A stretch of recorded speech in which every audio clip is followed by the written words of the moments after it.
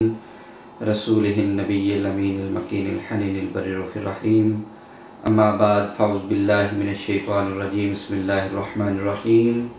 वस्बिर नफ्सक मअल्लज़ीना यदऊना रब्बहुम बिलग़दाति वल अशिय्यि युरीदूना वजहह वला तअदु ऐनाका अन्हुम। सदक़ल्लाहु मौलाना अज़ीम।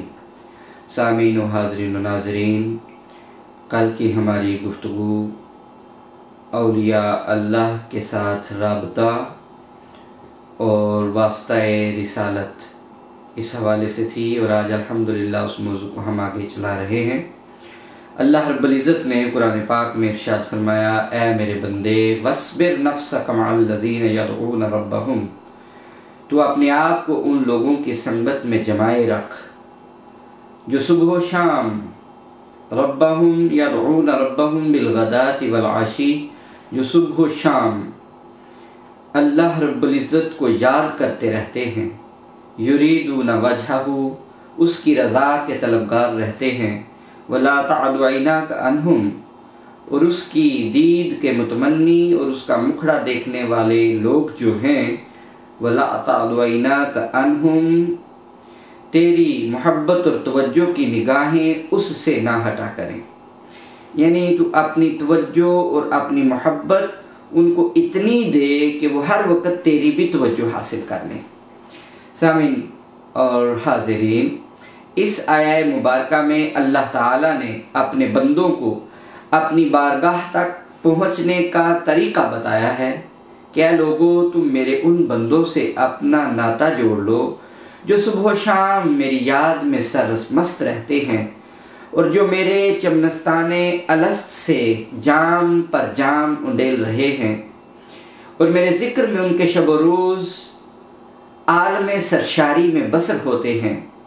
अब जिन्हें मेरी कुर्बत दरकार हो, जिन्हें मेरे साथ संगत दरकार हो, जिन्हें मेरी हमराही दरकार हो, जो चाहते हों कि वो मेरी कुर्बत के लुत्फ़ उठा सकें, जो ये चाहते हों कि उन्हें अल्लाह की कुर्बत और अल्लाह की संगत, अल्लाह की सोहबत और अल्लाह के कुर्ब की हुजूरी उन्हें मिल जाए, तो उनके लिए ज़रूरी है कि वो इन खुदा मस्त बंदों की सोहबत और संगत इख्तियार कर लें और उन बादाकशों की मैं सरमदी की महफिल में आ जाएं, ताकि उन्हें भी इस सुरूर और नशात आगी शराब के, शराबे मस्त के, शराबे तहूरा के, उस पाक शराबे इश्क के चंद घूंट मुयस्सर आ जाएं जो इन लोगों को अल्लाह रब्बुल इज़्ज़त की हुजूरी से मुयस्सर आते हैं। अगर वो नहीं तो फ़कत उसकी खुशबू से इतनी तुम्हें सरशारी मिल जाएगी कि वो भी कम नहीं है। इन महबूब बंदों के कुर्बत में जाने से, इन महबूब बंदों की महफिल में बैठने से हो सकता है कि तुम्हें वो सरशारी तो न आए, हो सकता है कि वो लुत्फ जो वो शराबे तहूरा पीकर हासिल करते हैं, उस लुत्फ से तुम्हें वो सरशारी नसीब तो न हो, मगर उसकी खुशबू से सोहबते साले तुरा साले कुनन, उनकी खुशबू से जो तुझे एक इश्क और कैफ की कैफियत नसीब होगी, वो भी किसी से कम नहीं। गर्दे मस्तां गर्द घर में कम रसद बुए रसद, बुए ऊ घर कम रसद रोए ते ईशा बस अस्त। फिर इरशाद फरमाया, वला तअदु ऐनाका अन्हुम, यानी ए दुनियावी धंधों में मस्त रहने वाले लोगों, मेरे इन बंदों से अपनी निगाहें न हटाना और उन्हें कभी बनज़रे तहकीर न देखना, वरना अल्लाह तुमसे अपनी निगाहें हटा लेगा और तुम्हारा नामो निशान भी बाकी न रहेगा। फिर फरमाया, तुरीदु ज़ीनतल हयातिद दुनिया, क्या तुम इस चंद रोज़ा जिंदगी की ज़ेबो ज़ीनत के असीर रहना चाहते हो? क्या तुम इस चंद रोज़ा जिंदगी की आयसाइशों में अपने आप को इनमें मसरूफ रख के अल्लाह रब्बुल इज़्ज़त की, अल्लाह की कुर्बत, अल्लाह की माइयत और अल्लाह के विसाल से अपने आप को दूर रखना चाहते हो और अल्लाह की नेमत और आखिरत की नेमत की तरफ तुम बेगाना हो जाना चाहते हो, और आखिरत की नेमतों और अल्लाह ने जो तुम्हारे लिए जन्नतुल फिरदौस बनाई है, अल्लाह ने जो अपनी माइयत तुम्हें जन्नत में अता करनी है, क्या तुम इससे बेगाना रहकर जिंदगी गुजारने के तमन्नाई हो? क्या तुम ये तमन्ना करते हो तुरीदु ज़ीनतल हयातिद दुनिया, क्या तुम दुनिया की ज़ेब ज़ीनत इख्तियार करना चाहते हो? खबरदार, अगर उखरवी नेमतों के तलबगार हो तो मेरे बंदों को अपना मरकज निगाह बना लो।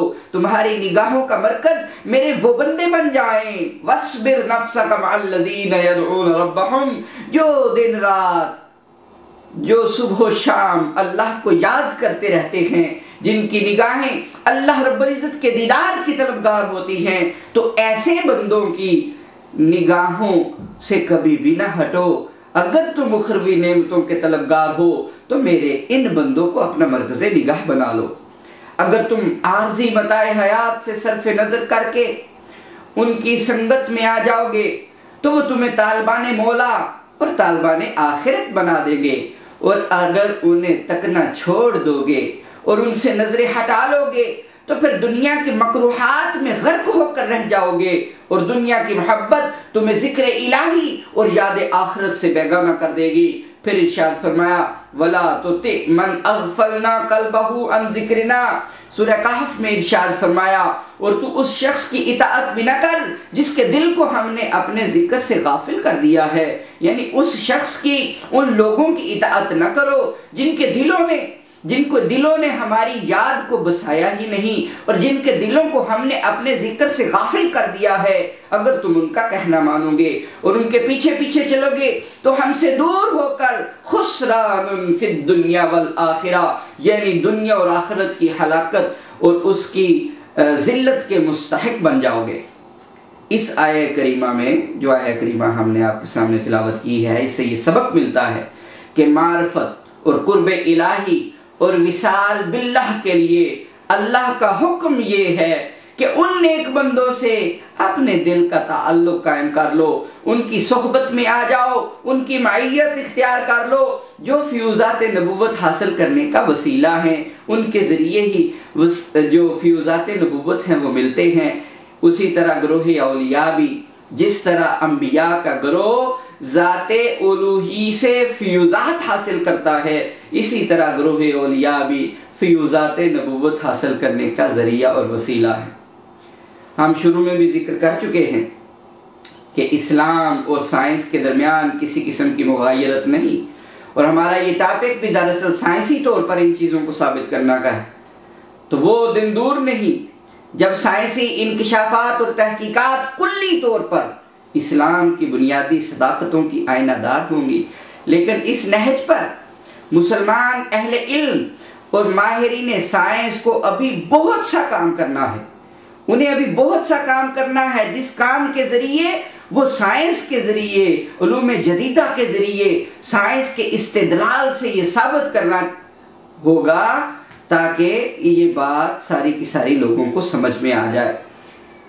आज दीनी तालीमात से बेबहरा और कच्चे ज़हन ये सवाल करते हैं कि ये कैसे मुमकिन है कि मदीना मनव्वरा हमसे हज़ारों किलोमीटर की मुसाफत पर है, वहाँ से फैज़ रसानी का सिलसिला जारी है, ये कैसे हो सकता है वो हमसे इतनी दूर, और ये कि औलिया को ये फैज़ बारगाह रिसालत से मिलता है और वो उसे हम तक पहुँचाने का ज़रिया बनते हैं, ये कैसे मुमकिन हो सकता है? इसकी तोजी कैसे की जा सकती है? ये जो सिलसिले हैं तरीक़त के, ये नस्ल दर नस्ल जो फैज़ान विलायत हम तक पहुँचता है और इसकी जो मुंतकली है और इसका जो फैज़ान है, ये किस तरह मुमकिन हो सकता है? और इस तरह के बेशुमार दीगर सवालात ज़हन इंसानी में करवट लेते रहते हैं।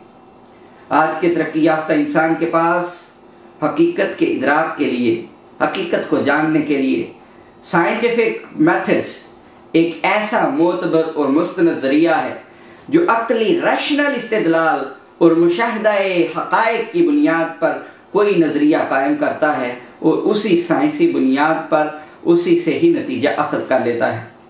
उन्हें फिर मुसलसल तजर्बे की कसवटी पर परखा जाता है। साइंस का मुताला इन हालात को सामने रखकर किया जाता है। साइंस और मज़हब की हुदूद, लिमिटेशंस, बाउंड्रीज और दायरा कार बिल्कुल जुदा जुदा है। साइंस सिर्फ आलम असबाब का अहाता करने का दावा करती है और उसे आलम असबाब के अलावा किसी और शय से सरोकार ही नहीं, जबकि मजहब माँ बादुत तबीयाती हक़ाइक़ उखरवी ज़िंदगी जैसे अमूर को ज़ेहर बहस लाता है। मरने के बाद जिंदा होना है, ये बहस मजहब में आती है। चूंकि इन दोनों का दायरा कार कतई मुख्तलिफ है, लिहाजा साइंस और मजहब में कभी भी किसी किस्म का कोई बाहमी टकराव और तजाद मुमकिन नहीं। दूसरी तरफ जदीद साइंस, उसके बारे में एक बात जो है वो निहायत वसूख से कही जा सकती है कि साइंस के मैदान में होने वाली हर पेशरफ इस हकीकत को बेनिकाब करती नजर आती है कि इस कायनात की बुनियाद मादी नहीं बल्कि रूहानी है। It's not materialistic, it's a spiritual. जदीद साइंस एटमी तवानाई की दरियाफ्त के बाद एक बहुत बड़े सरबस्ता राज से पर्दा उठा चुकी है। वो ये कि कायनात के हर नन्हे जर्रे के अंदर तवानाई का एक ऐसा खजाना छुपा हुआ है जिससे कायनात में सुपरनेचुरल कारनामे सरंजाम दिए जा सकते हैं। आइंस्टाइन के नजरिया इजाफियत जो है उसकी जो मसावात उसने कायम की है, E = mc², इसकी गुत्थियां सुलझाने के बाद अब साइंस पर फितरत का ये राज बेनिकाब हो चुका है कि मादे मैटर को पूरी तरह तवानाई में बदलना मुमकिन है, यानी मादे को एनर्जी में तब्दील करना मुमकिन है। अब यूं ये बात यकीन के साथ कही जा सकती है कि साइंस और मजहब में कोई तजाद नहीं, और ये कहना कि दोनों में निभा नहीं हो सकता खुद दकियानूसी ऑर्थोडॉक्स टाइप ये थिंकिंग है और ये खामख्याली है। एक बात ये जहन में रखें, चूंकि हमने टॉपिक साइंस के हवाले से औलिया अल्लाह के इसमें मौजू को चुना है, तो ये जहन रहे, ये वाज़ेह रहे कि जहां साइंस कुल्ली तौर पर मादी जिंदगी के मज़ाहिर से मुतल्लिक है और उसे साइंस को रूहानी जिंदगी से कोई सरोकार नहीं, वहां मजहब अव्वल ता आखिर रूहानी जिंदगी से बहस करता है और उसका इतलाक मादी जिंदगी पर करके इंसान की दुनियावी और उखरवी जिंदगी को बेहतर बनाने की कामिल सलाहियत रखता है। आज का दौर मादी तरक्की के उरूज का दौर है। साइंस इस मादी दुनिया का सबसे बड़ा इल्मी मेयार है। लोग हर चीज को साइंस के मेयार पर परखने के लिए कोशा हैं। इस दौर में हर बात को साइंसी पैमाने पर परखा और जांचा जाता है। फकत इस चीज को हक माना जाता है जो साइंसी पैमानों पर कमा हक हो पूरा उतर रही हो, और जो चीज साइंसी कसवटी पर पूरा ना उतरे उसे महज तसव्वुर, तखय्युल और तवहमात, सुपरनेचुरल थिंग्स, या फिर उसे तसव्वुर और तखय्युल जस्ट थॉट तसव्वुर करते हुए रद्द कर दिया जाता है। जबकि जदीद साइंसी तहकीकात की बदौलत इस्लामी तालीमात की रोजाना वेरिफिकेशन भी होती है और वैलिडेशन भी होती है। लिहाजा इंशाल्लाह इस मौजू पर भी कि ये जो यूनिवर्स की है, एक्सपेंशन ऑफ द यूनिवर्स और कुरान और क्रिएशन का क्या ताल्लुक है, इस पर भी इंशाल्लाह बात होगी। बदकिस्मती से उम्मत मुसलमा बिलउमूम मटीरियलिस्टिक लाइफ के चुंगल में फंस कर रूहानी जिंदगी से दूर हटती चली जा रही है। इस्लाम को भी मादा परस्ती का लिबादा पहनाया जा रहा है। आज का तालीम याफ्ता तबका बिलुमूम मादियत ज़दा जिंदगी, फिक्री इफलास, इबहाम, डाउट्स का शिकार है। उसकी नज़र में वही चीज़ दुरुस्त और मबनी बर हक है जिसे साइंस तस्लीम करती है।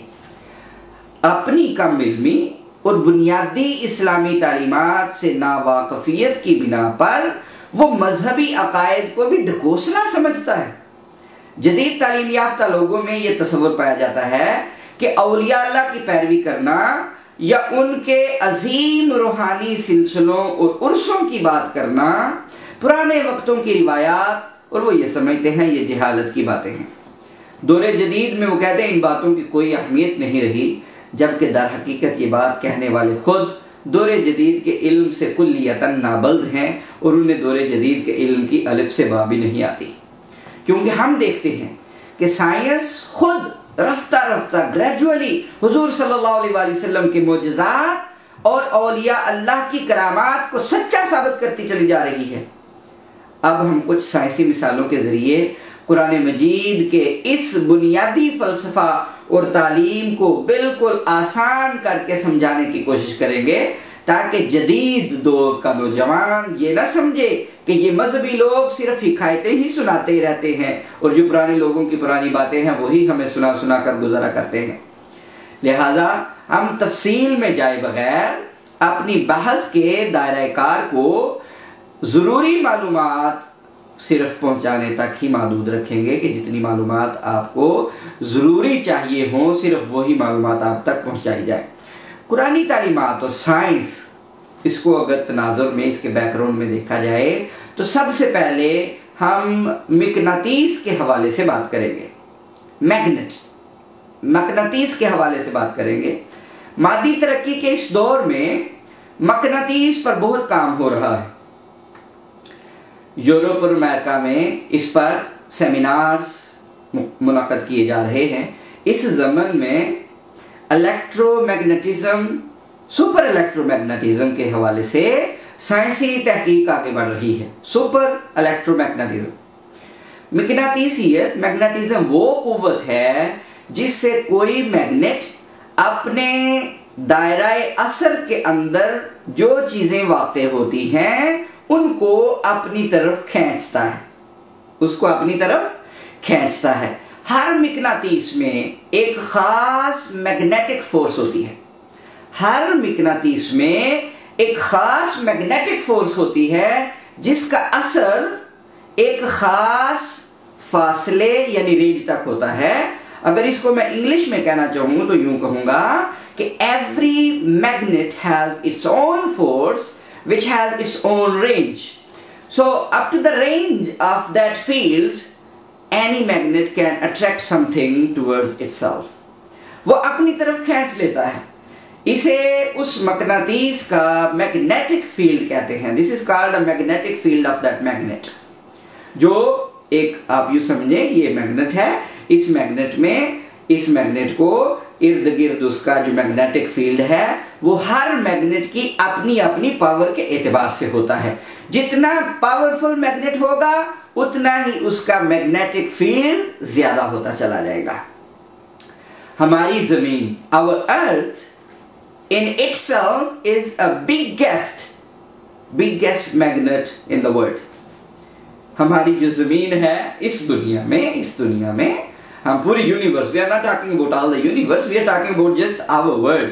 इस वर्ल्ड में हमारी जमीन फी नफ्से ही एक बहुत बड़ा मिकनातीस है और जिसकी मैग्नेटिक फोर्स और उसकी मैग्नेटिक फील्ड 80,000 किलोमीटर तक फैली हुई है। The magnetic field of our earth ranges to 80,000 kilometres. इसके मुकाबले में जुपिटर, जो निज़ाम शमसी का सबसे बड़ा सैयारा है, उसकी, जुपिटर आप जानते हैं ना, मुश्तरी को कहते हैं, उसकी मिकनातीसी कुव्वत जमीन से भी 2.5 लाख गुना ज्यादा है। यानी the magnetic field of Jupiter is 250,000 times more than our Earth's magnetic field. हमारी जो मैग्नेटिक फील्ड अर्थ की है उससे 2.5 लाख गुना ज्यादा है। ये एक साइंसी हकीकत है कि जो सितारा, स्टार या प्लेनेट, इसको अजरा में फल्की कहते हैं, जितनी ज्यादा उसकी कमियत होगी उसकी अट्रैक्शन, उसकी मैग्नेटिक फील्ड, उसकी फोर्स उसी कदर वसी होगी। रूहानियत की हकीकत को ना समझ पाने वाले मादियत ज़दा लोग अक्सर ये सवाल करते हैं कि ये कैसे मुमकिन है कि अल्लाह का एक वली हजारों मील की मुसाफत से अपने मुरीद को अपनी तवज्जो से फैज़याब कर दे। मुरीद मशरिक में बैठा हो और मुर्शिद मगरिब में बैठा हो, मुर्शिद मशरिक में बैठा हो, मुरीद मगरिब में बैठा हो, तो वहां से अपनी तवज्जो उसको दे और अपनी तवज्जो से उसको फैज अता कर दे। आज के मटीरियलिस्टिक माइंड पीपल और सो कॉल्ड स्कॉलर्स जो अपने आप को इस्लाम का ठेकेदार समझते हैं, वो ये कहते हैं ये कैसे मुमकिन है कि इतनी दूर से ये कुछ हो जाए। ये कम इल्मी के बायस पैदा होने वाले दरअसल डाउट्स और शुबहात हैं, और उनका जवाब बड़ा सादा है कि वो कदीर व अलीम ज़ात, वो अल्लाह ताला की ज़ात जिसने ज़मीन और मुश्तरी जैसे सैयारगाने फलक को वो मैग्नेटिक पावर अता की है जो हजारों लाखों मीलों के फासले पर खला में उड़ते हुए किसी भी मीटियोराइट जो शहाबिया होता है उसके ऊपर असरअंदाज होकर उसे अपनी तरफ खींचते हुए अपने ऊपर गिरने पर मजबूर कर देते हैं। कोई शहाबिया, कोई मीटियर, वो अगर गुजर रहा हो तो जमीन की कोशिश होगी उसे अपनी तरफ खींच के जमीन की तरफ खींच ले, और अगर वो मुश्तरी की तरफ उसके पास से गुजर रहा है तो वो उसे अपनी तरफ खींच लेगा। तो ये मैग्नेटिक फील्ड उसको अपनी तरफ खींच लेता है। अब इस चीज को ज़हन में रखते हुए कि उस अलीमो कदीर ज़ात ने जिसने जमीन के अंदर और मुश्तरी के अंदर इतनी मैग्नेटिक फोर्स भर दी है कि वो हर मीटियर को, हर शहाबिये को अपनी तरफ खींचती है, तो क्या वो कादर मुतलक ज़ात ये जो मादी, ये जो मटीरियल फैक्ट्स हैं, इनको स्पिरिचुअल फैक्ट्स से बदलने पर कादिर नहीं है? क्या ये जो मटीरियल फैक्ट्स हैं इनको वो स्पिरिचुअल फैक्ट्स की तरह नहीं बना सकती? क्या स्पिरिचुअल फैक्ट्स को मटीरियल फैक्ट्स की तरह नहीं बना सकती? लेकिन इसका इदराक वही कर सकता है जिसका दिल बसीरत क़ल्बी और नूर बातनी से बहरवर हो। हर साहिब इल्म पर यह हकीकत मुनकशिफ है कि ज़मीन जो एक बहुत बड़ा मिकनातीस है, उसकी मिकनातीसी क़ुव्वत उसके 2 पोल्स से पैदा होती है। उसको कुतबैन कहते हैं, 2 पोल्स, जो नॉर्थ और साउथ पोल्स कहलाते हैं। कशिश सिकल यानी जो हमारी ग्रेविटी है कि इन असरात को कुतुबनमा होता है कंपास की मिसाल से बखूबी समझा जा सकता है। उसे जो ही जमीन पर रखा जाता है, कंपास को आप जमीन पर रखें, उसकी सुइयों का रुख नॉर्थ साउथ, शमालन जनूबन घूम जाता है। नॉर्थ वाली सुई नॉर्थ की तरफ चली जाएगी, साउथ वाली सुई साउथ की तरफ चली जाएगी। जब कंपास के मुकाबले में आम सुइयां जमीन पर रखी जाएं तो वो जूं की तू पड़ी रहती हैं। उनका रुख नॉर्थ साउथ, शमालन जनूबन नहीं फिरता। बड़ी काबिल गौर बात है। वो सुई जो कंपास के अंदर है, वो सुई तो नॉर्थ साउथ की तरफ अपना रुख कर लेती है, मगर उतनी ही वजन की सुई, उतनी ही मास की, उतनी ही मटेरियल की सुई, उतने ही वजन की सुई, उतने ही वेट की सुई अगर आप जमीन पर रखें तो वो सुई अपना रुख तब्दील नहीं करती। वो सुई अपना रुख तब्दील नहीं करती। सवाल ये पैदा होता है कि कंपास की सुई को शमालन जनूबन किस कुव्वत ने फेरा? तो इसका जवाब यह है कि मिकनातीसी सुई जिसकी निस्बत जमीनी पोल के साथ हो गई, वो अब आम सुई नहीं रही। इस सुई की निस्बत अब पोल से हो चुकी है, इसलिए अब वो आम सुई नहीं रही, बल्कि अब वो कुतुबनमा यानी पोल दिखाने वाली सुई बन गई है। इसी निस्बत के असर ने उसकी सिमत कुतबैन यानी नॉर्थ और साउथ पोल्स की तरफ कर दी। मादियत ज़दा लोगों को जान लेना चाहिए कि उनके दिल आम सुई की तरह हैं, जो किसी रूहानी कुतुब से मुंसलिक ना होने के बायस उस अपनी डायरेक्शन को कभी भी सही रुख पर मुतय्यन नहीं कर सकते। जिसके बारे में कुरान ने कहा, वो नूर ला शर्किय्यत वला गरबिय्यत, क्योंकि उसकी नूर की हदें शर्क व गरब से मावरा हैं। रूहानी कायनात का कुतुब आज़म सिर्फ एक है और वो गुंबद खजरा में मुकीम है। जमीन के शमाली और जनूबी 2 पोल हैं, जिनकी निस्बत से कुतुब नमा की सुई शमालन और जुनूबन रुख इख्तियार कर लेती है, जबकि फर्श से अर्श तक रूहानी कायनात का कुतुब गुंबद खजरा का मकीन है। जिस तरह आम सुइयों की निस्बत जमीन के कुतुबैन से हो जाए तो वो आम सुइयां नहीं रहती, बल्कि वो खास हो जाती हैं जो ज़ाहरी वास्ता के बगैर जहां भी हो खुद ब खुद अपनी समते शमालन जुनूबन दुरुस्त कर लेती हैं। बल्कि इसी तरह एक मोमिन का दिल भी हर आन मकीन गुंबद खजरा की तवज्जुहात करम की तरफ मायल रहता है। जिन दिलों की निस्बत गुंबद खजरा से हो जाए वो आम नहीं रहते बल्कि खास दिल बन जाते हैं। फिर वो किसी जाहिरी वास्ते के बगैर बगदाद हो या अजमेर, लाहौर या मुल्तान, जब उनकी निस्बत वजूद मुस्तफ़ा से हो जाती है तो समत खुद ब खुद मुतअय्यन हो जाती है। अगर खुदा न खास्ता ये सिलसिला फैज़ मुनक़ते हो गया तो इसका मतलब है कि हमारे दिल की सुई खराब है। जिसकी समत मुतअय्यन नहीं होती उसके तो दिल की सुई खराब है और उसका राबता अपने रूहानी कुतुब से कट गया है, क्योंकि ये फैज़ान तो हमेशा जारी रहने वाला है। इस वसी व अरीज़ मादी कायनात में अपने अपने मदारों में तैरने वाले तमाम सैयारे और सितारों के हमेशा दो दो पोल होते हैं, जिनसे उनकी मिकनातीसी लहरें निकलकर, मैग्नेटिक वेव्स निकलकर उनकी फिजा में बिखरती और बैरूनी अनासर के लिए अपनी तरफ कशिश पैदा करती हैं। जबकि तहत सरा से ओजे सरैया तक फैली हुई इस सारी रूहानी कायनात का पोल फकत एक है और वो हमारी ही जमीन पर वाक़े सरजमीन मदीनतुल मुनव्वरा है। ये निज़ाम वहदत की कार फरमाई है कि जिस दिल की सुई मदीना के पोल से मरबूत हो गई वो कभी भी बेसमत और बेरबत न रहेगा। आज भी ताजदार कायनात सल्लल्लाहु अलैहि वसल्लम की मैग्नेटिक फोर्स हर साहिब ईमान को उसी तरह डायरेक्शन दे रही है जैसे जमीनी मिकनातीस के दोनों पोल किसी कुतुब नमा की सुई को शमाल और जुनूब की मखसूस समझ कर देते हैं। मिकनातीस बनाने के दो तरीके हैं जिनसे आमतौर पर लोहे को मिकनाया जाता है। पहला तरीका ये है और वो देरपा तरीका इलेक्ट्रिक चार्ज मेथड है।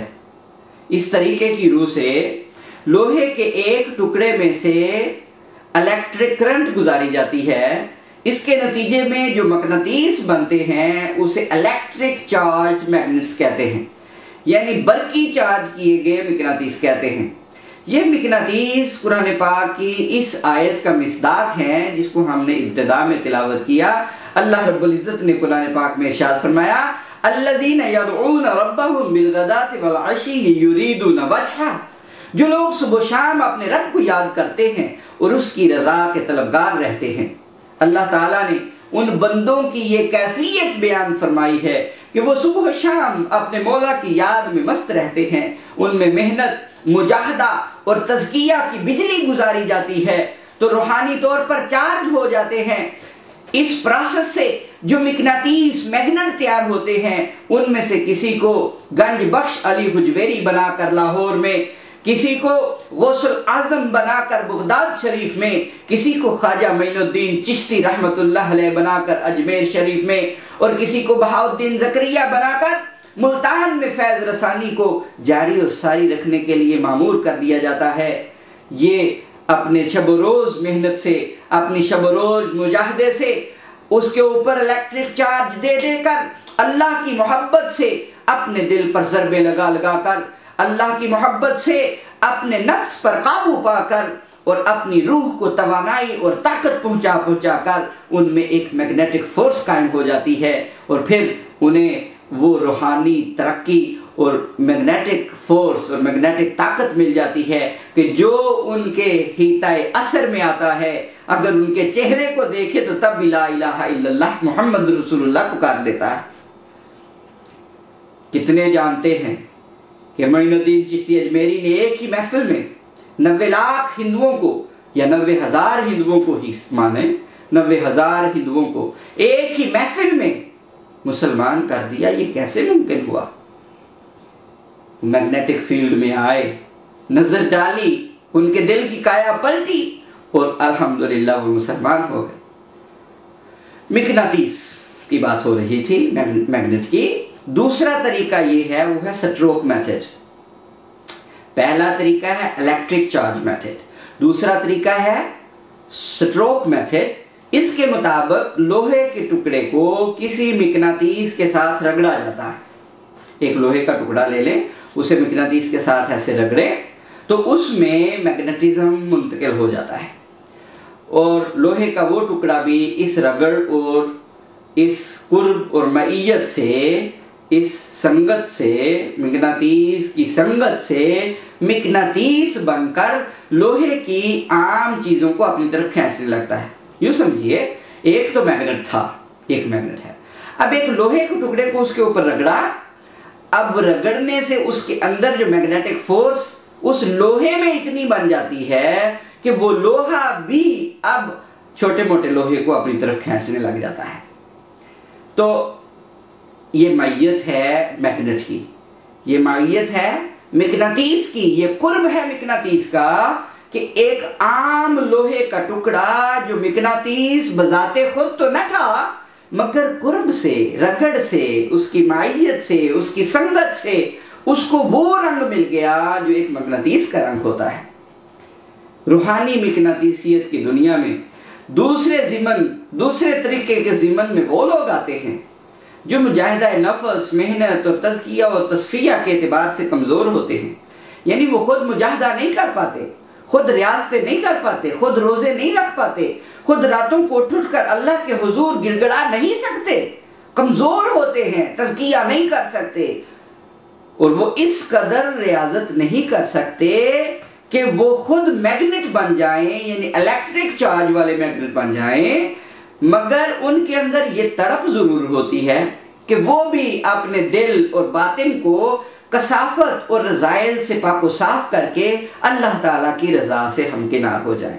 वो भी चाहते हैं कि अल्लाह उनसे खुश हो जाए, मगर वो लोग इतना कर नहीं पाते। उनके बारे में अल्लाह रब्बुल इज़्ज़त ने फरमाया, ऐ लोगो, अगर तुम्हारी ये कैफियत हो कि रियाज़त और मुजाहदा में कमाल दर्जा का तुम्हें शगफ और तुम्हें मसरूफियत की बुनियाद पर तुम रियाज़त और मुजाहदा करके यानी इलेक्ट्रिक चार्ज के जरिए मैग्नेट बन सको, अगर ऐसा नहीं है, चाहते हो तुम भी अल्लाह की रजा हो जाए, तो फिर वस्बिर नफ्सका मअल्लज़ीना, तू अपने आप को उन लोगों की संगत में जमाए रख, यानी अपने आप को उनकी कुर्बत अता कर, अपने आप को उनकी सोहबत अता कर, अपने आप को उनका कुर्ब अता कर।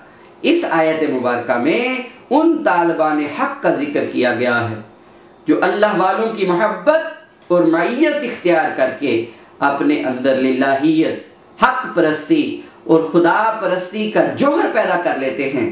स्ट्रोक मेथड वाले वस्बिर नफ्सका की मिस्दाक होते हैं।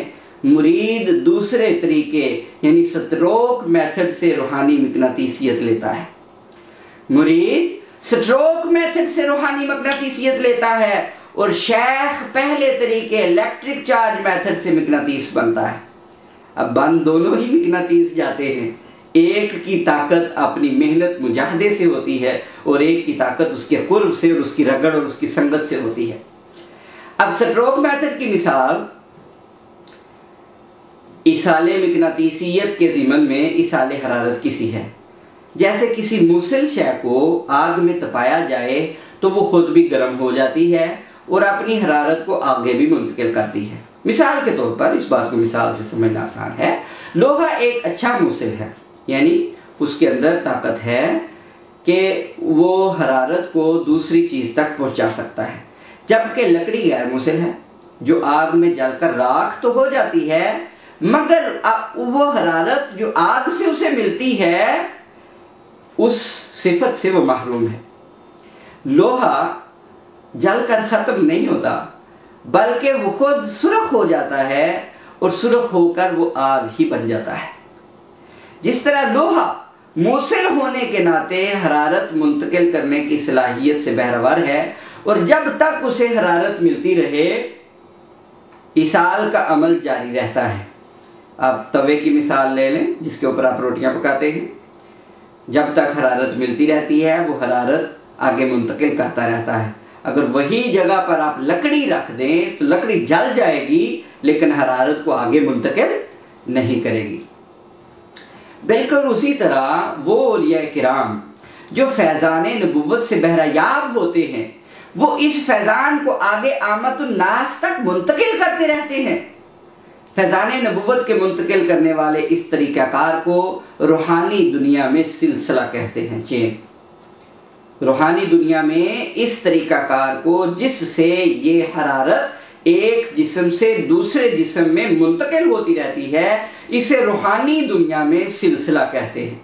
और ये सिलसिला उन औलिया किराम से चलता है जो गुंबद खजरा के मकीन से रूहानियत का मैग्नेटिज्म लेते और आगे तकसीम करते रहते हैं, और उनसे जारी होने वाला चश्मा फैज़ वो कभी भी खुश्क नहीं होता। मौजूदा साइंसी दुनिया में बहुत सी चीज़ें सुपर इलेक्ट्रोमेथड के निज़ाम के तहत चल रही हैं, जिसके तहत एक कोयल पर इतनी तवज्जो और मेहनत की जाती है कि हर मुमकिन हद तक उसकी सारी बरकी इलेक्ट्रिक रेजिस्टेंस ख़त्म कर दी जाती है। एक कोयल लेकर उसके अंदर जो उसके ऊपर इतनी मेहनत कोयल के ऊपर तवज्जो की जाती है कि जितनी भी इलेक्ट्रिक रेजिस्टेंस उसके ऊपर हो सकती थी वो ख़त्म कर दी जाती है।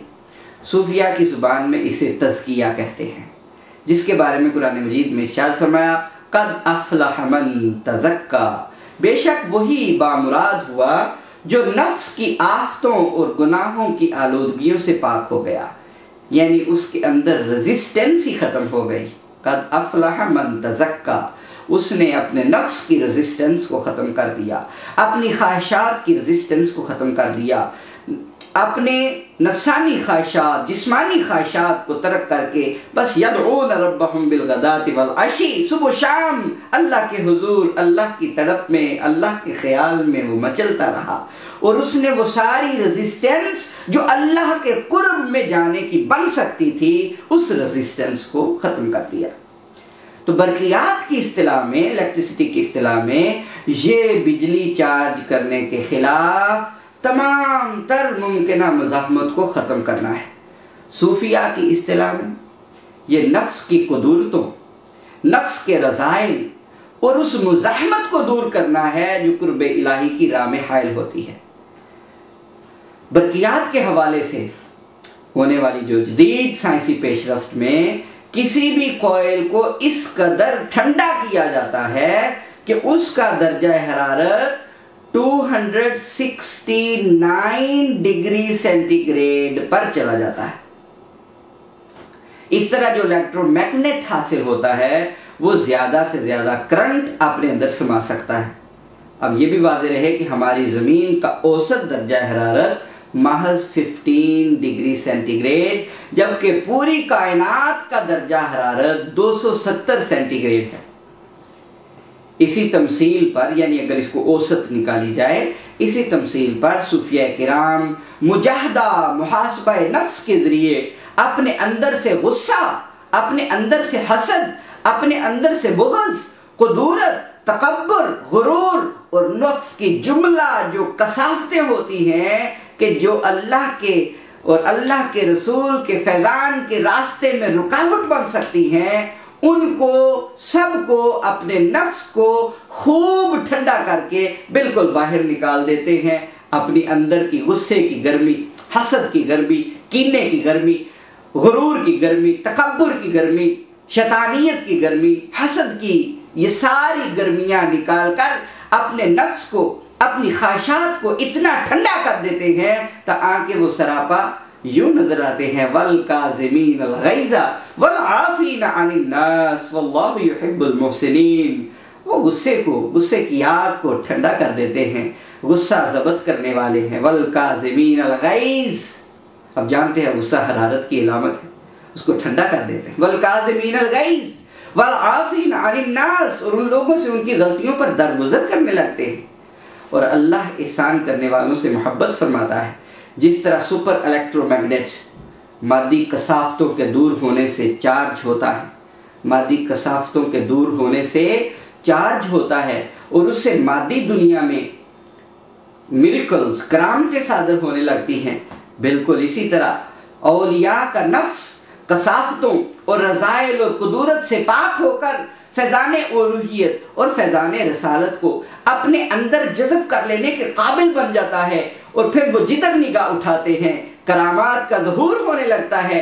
इस क़ल्ब माहियत से औलिया के दिल वो उस मूसिल मिकनातीस जो होता है, यानी कंडक्टिंग मैग्नेट, मूसिल मिकनातीस बन जाते हैं, कंडक्टिंग मूसिल हो जाते हैं, जो एक से दूसरे को वो पहुंचता रहता है। जब इस इलेक्ट्रोमैग्नेट को एक खास प्रोसेस से गुजारा जाता है तो वो conducting magnet super conducting magnet बन जाता है। इसे NMR यानी रेजोनेंट न्यूक्लियर मैग्नेटिक के प्रोसेस से गुजारते हैं। NMR रेजोनेंट न्यूक्लियर मैग्नेटिक के प्रोसेस से गुजारते हैं। मरीज को जब उसके सामने रख दिया जाता है तो उसके बदन के अंदर की तमाम चीज़ों से पर्दे उठ जाते हैं, स्कैन हो जाता है, पर्दे उठ जाते हैं। 24 डायमेंशन से उसकी आंखें उसको देखती हैं, बल्कि हर पॉसिबल डायमेंशन से उसको देखती हैं। गोया जिस्म का पर्दा तो कायम रहता है, मगर मिकनातीसियत की वजह से स्कैनर के जरिए वो चीज़ें जो नंगी आंख से नहीं देख सकती वो सब उस पर आश्कार कर दी जाती हैं। सो वो लोग जिन्होंने तज़किया और तस्विया की राह तैयार की, उन पर से बसूरत कशफ पर्दे उठा दिए जाते हैं। वो कशफ से तवज्जो करते हैं तो हज़ार मील तक उनकी निगाह काम करती है और वो चीज़ें जो मुग़ीबात में से हैं और आम तौर पर नंगी आंख पर जाहिर नहीं होती, उन पर तो आश्कार हो जाती हैं, इसलिए कि वो तो सुपर इलेक्ट्रोमैग्नेटिक हो जाते हैं। ये तज़किया और तस्फिया के तरीक़ से हासिल होने वाली उसी रूहानी मिकनातीसियत का कमाल था कि ताजदार कायनात सल्लल्लाहु अलैहि वसल्लम की सोहबत जलीला में तरबियत पाने वाले सहाबाए किराम मादी ज़र्राए इख्तियार किए बगैर हज़ारों मील की मुसाफिर पर मौजूद सिपहसालार लश्कर इस्लाम को हिदायत देने पर कादिर थे।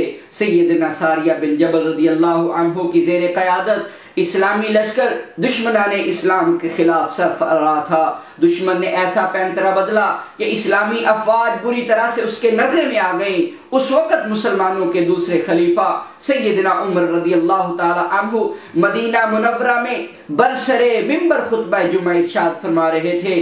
आपकी रूहानी तवज्जो की बदौलत मैदाने जंग का नक्शा आपकी नज़रों के सामने था। दुराने खुतबा हजरत सैयदना फारूक आजम बुलंद आवाज पुकारे, या सारियत अल जबल, मिशकातुल मसाबिह में आता है, ए सारिया पहाड़ की ओट में हो जा। मदीना सैकड़ों मील दूर, उधर दुश्मन के नरगे में सारिया बिल जबल आ जाते हैं तो वो रसूलुल्लाह सल्लल्लाहु अलैहि वसल्लम के गुलाम उमर फारूक उनको कहते हैं, या सारियत अल जबल, ए सारिया पहाड़ की ओट ले ले, इसलिए कि दुश्मन तुझ पर उधर से हमला करने वाला है। ये इरशाद फरमाकर आप दोबारा उसी तरह खुतबा में मशगूल हो गए। ना आपके पास राडार था, ना ही टीवी का कोई डायरेक्ट चैनल। हजारों मील की दूरी पर वाक़े मस्जिद नबवी में खुतबा जुमा भी दे रहे हैं और अपने सिपा सालार को मैदान जंग में बराह रास्त हिदायत भी जारी फरमा रहे हैं। ना उनके पास वायरलेस सेट था, ना मोबाइल फोन था, ना वॉकी टॉकी था, ना वायरलेस का निज़ाम था कि जिससे मैदान जंग के हालात से फौरी आग ही मुमकिन होती। ये रूहानी मिकनातीसी कुव्वत थी, अंदर की आंख सब कुछ देख रही थी। हजरत सारिया बिन जबल रज़ियल्लाहु अन्हु ने सैयदना फारूक आज़म रज़ियल्लाहु ताला अन्हु का पैगाम मौसूल किया और उस पर अमल दरामद करते हुए पहाड़ की ओट लेकर फतह पाई। दुश्मन का हमला नाकाम रहा और असाकर इस्लाम के जवाबी हमले से फतह ने उनके कदम चूम लिए।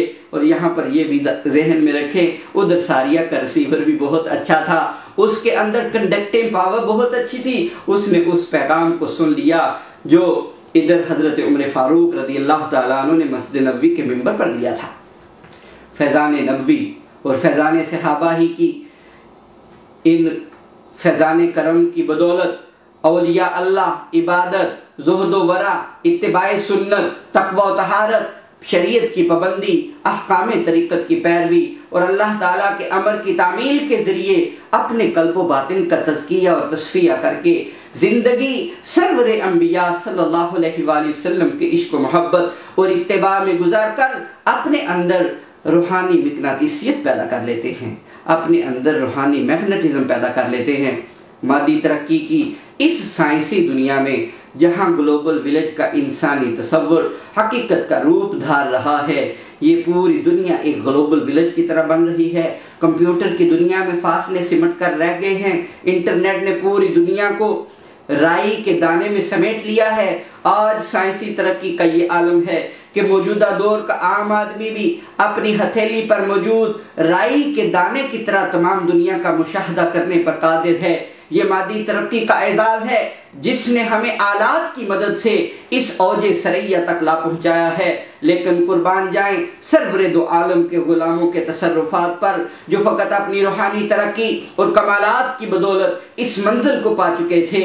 सरकार गौसुल आजम सैयदना अब्दुल कादिर जिलानी फरमाते हैं, नज़रतु इला बिलादिल्लाहि जमन खरदलतिन अला हुक्म इत्तिसाली। मैं अल्लाह के तमाम मुल्कों को एक साथ इस तरह देखता हूँ जैसे मेरी हथेली पर राई का एक मामूली सा दाना रखा हो। मेरी नजर में ये पूरी दुनिया ऐसे आ जाती है जैसे एक छोटा सा दाना मेरी हथेली पर रखा है।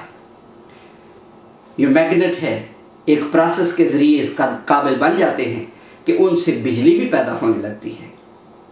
उनसे बिजली भी पैदा होने लगती है जो हरारत और रोशनी पैदा करने का मूजिब है। अगर आप बिजली कैसे पैदा होती है इसके बारे में जानते हैं तो आपको पता होगा कि बिल्कुल जो मोटर को उल्टा भी घुमाया जाए तो वहां से भी मैग्नेट पैदा होता है और मैग्नेट से बिजली पैदा होती है। जब ये बिजली मैकेनिकल एनर्जी में मुंतकिल होती है, यानी हरकी तवानाई में मुंतकिल होती है, तो चीज़ों की हैयत बदलने लगती है और मुर्दा जिस्म हरकत करने लग जाते हैं। इसकी सादा सी मिसाल प्लास्टिक की गुड़िया है जिसको बैटरी से चार्ज किया जाए तो वो मुतहर्रिक हो जाती है। बल्कि लोग घरों में इस तरह की चीज़ें रखते हैं और मुख्तलिफ रिकॉर्ड शुदा आवाज़ें भी निकालती है। ऐसा खिलौना उस वक़्त तक मुतहर्रिक रहता है जब तक उसे बैटरी सेल से चार्ज मिलता रहता है। और यूँ मादी कायनात में बैटरी सेल का निज़ाम मुर्दा जिस्मों को ज़िंदगी और हरकत देता है। इसी तरह रूहानी दुनिया में भी जब औलिया किराम की रूहानियत अपने तकमीली प्रोसेस से गुजरती है तो जिस मुर्दा दिल पर उनकी नजर पड़ती है तो वो जिंदा हो जाता है। वो मुर्दा लोग जो सोहबत औलिया से फैज़याब होकर जिंदा हो जाते हैं, उनके दिल और रूहें एक नई जिंदगी से मुस्तफीज हो जाती हैं। इसकी तस्दीक कुरान मजीद में बयान करदा हजरत मूसा अलैहिस्सलाम और हजरत खज़र अलैहिस्सलाम की मुलाकात के हवाले से होती है।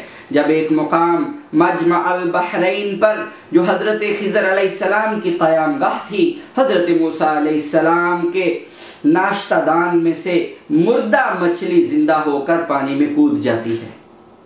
ये वाक़या आपने तफसील से उलमा से सुना होगा। ये वाक़या इस अमर का मजहर है कि वो मुकाम जो हजरत खिज़र अलैहिस्सलाम का मस्कन था, उसकी आबो हवा में ये तासीर थी कि जो मुर्दा जिस्म उस आबो हवा में जाता था उसको नई जिंदगी मिल जाती थी। कुरान मजीद में इस वाक़े का जिक्र यूँ आया है, फलम्मा बलगा मजमा बैनहुमा नसिया हुतहुमा फत्तखज़ सबीलहु फिल बहरि सरबा। सूरह कहफ में इरशाद फरमाया, सो जब वो दोनों दो दरियाओं के संगम की जगह पहुँचे तो वो दोनों अपनी मछली वहीं भूल गए। बस वो तली हुई मछली जिंदा होकर दरिया में सुरंग की तरह अपना रास्ता बनाते हुए निकल गई। यूं औलिया अल्लाह का वजूद मसूद हयात बख्शी का मसर होता है और वो मुर्दों में जिंदगियां बांटने पर मामूर होते हैं। जैसा कि ख्वाजा मोइनुद्दीन चिश्ती अजमेरी रहमतुल्लाह अलैह ने हजरत गंज बख्श अली हुजवेरी के लिए फरमाया था, गंज बख्शे फैज़ आलम मजहरे नूरे खुदा ना के सारा पीरे कामिल कामिलारा रहनुमा। औलिया अल्लाह के सलासल दुनिया भर में मौजूद बिजली के निज़ाम तरसील ही की मिसल होते हैं। अब ये अपने अपने ज़रफ़ की बात है कि कोई किस हद तक फैज़ ले सकता है। अगर कोई ये कहे कि मैं बिजली डायरेक्ट तरबेला डैम से लूँगा तो क्या ऐसा मुमकिन है?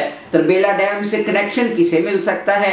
दुनिया में बिजली पहुँचाने का एक निज़ाम है, उसके लिए अपने अपने सलासिल हैं जिनकी पाबंदी ज़रूरी है।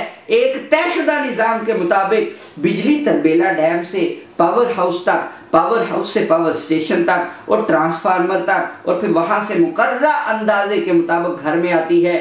ट्रांसफार्मर से कनेक्शन लेने के बाद हम घरों में स्टेबलाइजर और फ्यूज भी लगाते हैं ताकि हमारे घरेलू जो हसास इलेक्ट्रिक आलात हैं वो कहीं जल ना जाएं, उनका फ्यूज ना उड़ जाए। ऐसा इसलिए करते हैं कि हमारे घरों की बिजली सिस्टम और बरकी सिस्टम वो इतना मजबूत और मुस्तहकम नहीं होता कि ज्यादा वोल्टेज का मुतहम्मिल हो सके। इसी निज़ाम को सिलसिला कहते हैं, इसी निज़ाम को सिलसिला कहते हैं कि जिसके जरिए सिलसिलावार वो बिजली हम तक पहुंचती है। इस मादी आलम की तरह आलम रूहानियत में भी अल्लाह ताला ने फर्श से अर्श तक इस अर्जी और समावी कायनात में एक वाहिद रूहानी डैम बनाया है। अल्लाह अकबर, एक वाहिद रूहानी डैम बनाया है जिससे रहमत का फैज सारी कायनात में मुख्तलिफ सिलसिलों से, मुख्तलिफ तारों से, मुख्तलिफ चेन के जरिए मुंतकिल होता है। रहमत और रूहानियत का वो डैम आका इनामदार मोहम्मद मुस्तफ़ा सल्लल्लाहु अलैहि वसल्लम की ज़ात ग्रामी है। और उस फैज़ान रसालत को तस्लीम करने के लिए औलिया अल्लाह के वसी व अरीज़ सलासल हैं, जिन्हें डिस्ट्रीब्यूशन सिस्टम पावर जो होती है यानी रूहानी बिजली की तरसील और तकसीम के निज़ाम कहते हैं। पावर डिस्ट्रीब्यूशन यही औलिया किराम मखलूक खुदाबंदी में बकदरे ज़र्फ जिसका जितना घर ताकत रखता है उसके मुताबिक उस फैज को, उस बिजली को, उस चार्ज को आगे आगे मुंतकिल करते रहते हैं। और यह सिलसिला ता क़याम क़यामत यूं ही जारी और सारी रहेगा। औलिया किराम ने चूंकि सख्त मेहनत, रियाजत और मुजाहदे से निस्बत मोहम्मदी को मजबूत से मजबूतर बना लिया है, इसलिए वो बराह रास्त वहीं से फैज़ हासिल करते हैं। जबकि हर शख्स का ज़र्फ इस काबिल नहीं होता कि वो डायरेक्ट उस डैम से फैज़ हासिल कर सके। आम अफराद दुनिया के लिए वस्बिर नफ्सक मअल लज़ीना का दर्स है कि वो उन अल्लाह वालों की संगत इख्तियार कर लें और अपने आप को उनसे पैवस्ता और वाबस्ता रखें तो उन्हें भी फैज़ नसीब हो जाएगा। सलासिल तरीक़त का ये निज़ाम मिन जानिबिल्लाह कायम है। ये एक ऐसा सिलसिला नूर है जो तमाम आलम इंसानियत को रब्बिल ला यज़ाल की रहमत से सैराब कर रहा है। इससे इनकार अक्ल का इनकार, शऊर का इनकार और रब्ब कायनात के निज़ाम रबूबियत का इनकार है। रूहानी ताल्लुक़ की ज़रूरत को यूँ भी समझा जा सकता है कि खलाई तहकीकात के अमरीकी अदारे नासा यानी national aeronautic space agency NASA की तरफ से तस्खीर महताब के लिए शुरू किए गए 10 साला अपोलो मिशन का प्रोब अपोलो 10 चांद की तस्खीर के लिए अपना सफ़र कर रहा था तो अमरीकी रियासत फ्लोरिडा में कायम जो ज़मीनी KSC स्पेस सेंटर कैनेडी है उसमें मौजूद साइंसदान उसे बराह रास्त हिदायत दे रहे थे। ऐसे में दौरान सफ़र हादसाती तौर पर उसका राब्ता अपने ज़मीनी कंट्रोल रूम से मुनक़ते हो गया, जिसके नतीजे में ना सिर्फ वो अपनी मंजिल मकसूद तक ना पहुंच सका बल्कि आज तक उसका सुराग भी ना मिल सका। इस अजीम हादसे के कुछ ही अरसे बाद जुलाई 1969 में अपोलो मिशन का अगला प्रोब अपोलो 11 चांद की तरफ भेजा गया। दौरान सफ़र चूंकि उसका राब्ता अपने ज़मीनी मरकज से बहाल रहा इसलिए वो चांद तक पहुंचने और 2 दिन बाद बाहिफाजत वापस लौटने में कामयाब रहा। सो जिस तरह वो अपोलो मुहिम जिसका राब्ता ज़मीन पर वाक़े अपने सिस्टम, अपने खलाई तहकीकाती मरकज से खो गया था, वो नाकाम और तबाह बर्बाद हो गई। दूसरी तरफ वो मुहिम जिसका राब्ता बहाल रहा कामयाबी से हमकिनार हुई। बिल्कुल इसी तरह ये बात ज़हन नशीन रहनी चाहिए कि इस मादी कायनात में, इस मादी दुनिया की तरह रब्बे जुल जलाल ने रुश्द व हिदायत के लिए एक तयशुदा निज़ाम के ज़रिए कामयाबी और निजात की मंजिल तक पहुँचने के लिए रूहानी मरकज़ निजात हुजूर नबी अकरम सल्लल्लाहु अलैहि वसल्लम की ज़ात को बनाया है। सो हम में से जिसका राब्ता इस मरकज़ मुस्तफ़वी से कायम रहा वो मंजिल मकसूद तक पहुँच जाएगा और जो अपना राब्ता बहाल न रख सका वो नेस्त व नाबूद होकर रह जाएगा और अपोलो 10 जैसी तबाही और हलाकत उसका मुकद्दर बन जाएगी। आज के इस दौरे फितन में हमारे दिलों पर गफलत के बहुत भारी भारी पर्दे पड़े हुए हैं और उन पर फैज़ान उलूहियत और फैज़ान रिसालत का नुज़ूल बंद हो गया है। जिसकी वजह से हम मुतलकन वजूद फैज़ का इनकार करने पर तुल जाते हैं। बात दरअसल ये है कि अल्लाह ताला ने हमारे दिल को एक टीवी स्क्रीन की मिसल बनाया है, जिस पर रूहानी चैनल से नशरियात का आना बंद हो गया है, और हम गफलत में कहते फिरते हैं कि चैनल ने काम करना बंद कर दिया है। नहीं, चैनल पर नशरियात तो उसी तरह जारी हैं, जबकि हमारे टीवी सेट में, हमारे रिसीवर में कोई खराबी आ गई है, और जब तक इस खराबी को दूर नहीं किया जाएगा, नशरियात सुनाई और दिखाई नहीं देंगी। जिस तरह टीवी के लिए स्टेशन से राब्ता बहाल हो तो स्क्रीन पर तस्वीर भी दिखाई देती है और आवाज भी सुनाई देती है, और अगर ये राब्ता किसी वजह से टूट जाए तो फिर आवाज सुनाई देती है और ना ही तस्वीर दिखाई देती है। इसी तरह सरवरे कायनात सल्लल्लाहु अलैहि वसल्लम की रहमतुल लिल आलमीन और फैज़ान नबुव्वत का सिलसिला बिला इनक़िता जारी और सारी है। ये हमारे कल्ब की सुई है जो राब्ता बहाल न होने के बायस उस स्टेशन को नहीं पा रही जहां से रूहानी ब्रॉडकास्ट दिन रात नशर हो रही है। आज भी ये राब्ता बहाल हो जाए तो ये फैजान हम तक बिला रोक टोक पहुंच सकता है। औलियाए किराम का ताल्लुक अपने आका व मौला खत्मी मर्तबत सल्लल्लाहु अलैहि वसल्लम से कभी नहीं टूटता, और उनकी कल्बी स्क्रीन हमा वक़्त गुंबद खजरा की नशरियात से बहरायाब रहती है। हजरत अबुल अब्बास मरसी रहमतुल्लाह अलैह एक बहुत बड़े वली गुजरे हैं। वो फरमाते हैं, लौ हुजिब अन्नी रसूलुल्लाह सल्लल्लाहु अलैहि वसल्लम तुरफत ऐनिन मा अदत्तु नफ्सी मिनल मुस्लिमीन रूहुल मानी। अगर एक लम्हा के लिए भी चेहरा मुस्तफ़ा मेरे सामने न रहे तो मैं इस लम्हे अपने आप को मुसलमान ही नहीं समझता। अल्लाह के बंदों के कल्ब की सुई गुंबद खजरा के चैनल पर लगी रहती है, और उनका राब्ता किसी लम्हा भी अपने आका व मौला की बारगाह से नहीं टूटता। इसलिए वो तकते भी रहते हैं और सुनते भी रहते हैं। कुरान फहमी के बाब में रब्त बैनुल आयात बड़ी अहमियत का हामिल है। इस हवाले से जब हम सूरह कहफ का मुताला करते हुए आयाते कुरानी का रब्त देखते हैं तो वस्बिर नफ्सका मअल्लज़ीना यदऊना रब्बहुम से इस सूरह मुबारका में बयान करदा वाक़या अस्हाबे कहफ अपनी पूरी मानवियत के साथ हमारे सामने आ जाता है। ये पहली उम्मत के वो औलिया अल्लाह थे जो अल्लाह के दीन और उसकी रजा के लिए दुश्मनाने दीन के जुल्म सितम से बचने के लिए अपने घरों से हिजरत कर गए और एक गार में पनाह हासिल कर ली, और वहां बहजूर खुदाबंदी दुआ हुए, रब्बना आतिना मिन लदुनका रहमतन वहय्यि लना मिन अमरिना रशदा। ए हमारे रब, हमें अपनी बारगाह से खुसूसी रहमत अता फरमा और हमारे काम में राह याबी के असबाब मुयस्सर फरमा। उनकी दुआ को शर्फ कबूलियत बख्शते हुए अल्लाह ताला ने उन्हें मुद्दा जां फजा सुनाया कि तुम्हारा रब जरूर अपनी रहमत तुम तक फैला देगा। अब सवाल पैदा होता है कि वो खास रहमत जिसका जिक्र कुरान पाक में मज़कूर है क्या थी। यहाँ कुरान मजीद के सियाको सबाक का अमीक मुताला करें तो अस्हाबे कहफ के हवाले से ये बात सामने आती है कि वो गार में 309 साल तक आराम फरमा रहे, खाने पीने से बिल्कुल बेनियाज, कब्र की सी हालत में 309 साल तक उन जिस्मों को जमाने की गर्दिश से पैदा होने वाले असरात से महफूज रखा गया।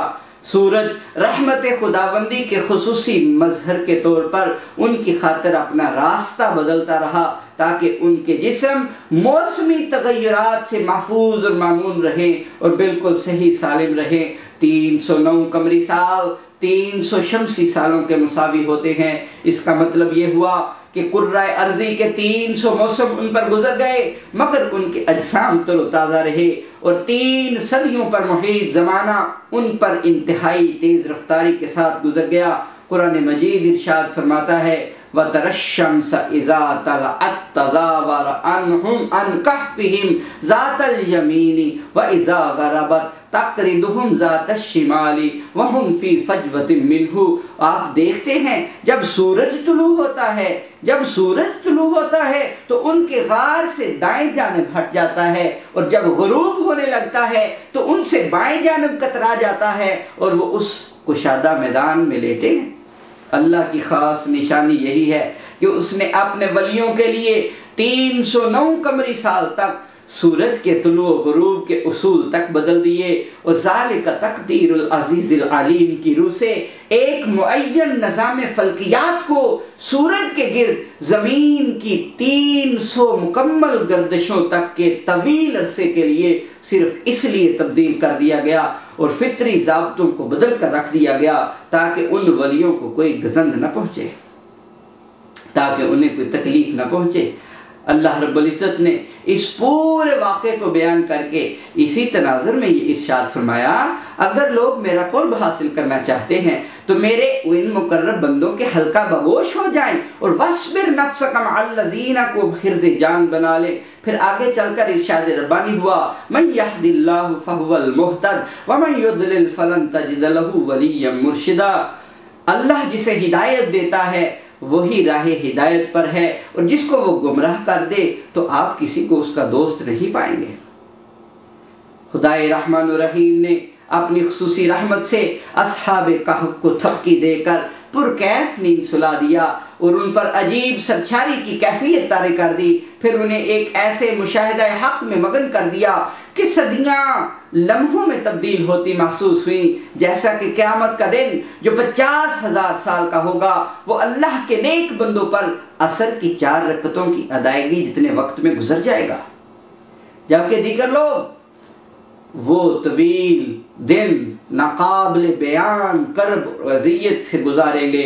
साबित हुआ कि मुशाहिदा हक में जब कोई मुस्तग़रक़ हो जाता है, जब अल्लाह के कुर्ब में डूब जाता है तो वक़्त उसके लिए सिमट जाता है, सदियां लम्हों में बदल जाती हैं, महीने वसल के घड़ियों की सूरत उड़ते जाते हैं, महीने वसल के घड़ियों की सूरत उड़ते जाते हैं, मगर घड़ियां जुदाई की गुजरती हैं महीनों में। सामीन मोहतरम, इंशाअल्लाह अज़ीज़ इस मौजू को जारी रखेंगे। अल्लाह ताला से दुआ है कि अल्लाह ताला हमें समझने की तौफीक अता फरमाए। वमा अलैया इल्लल बलागुल मुबीन।